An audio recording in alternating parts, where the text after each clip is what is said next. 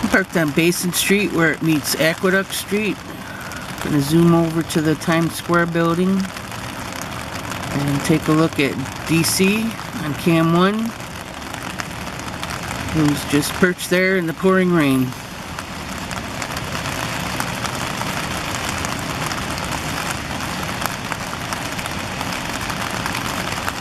Beauty about 5 minutes ago flew in from the west side.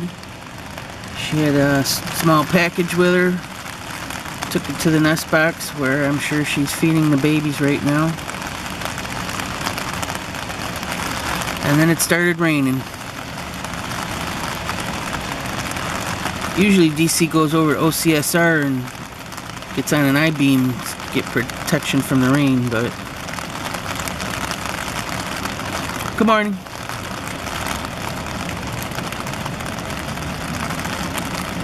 Guess he decided he needed a shower this morning.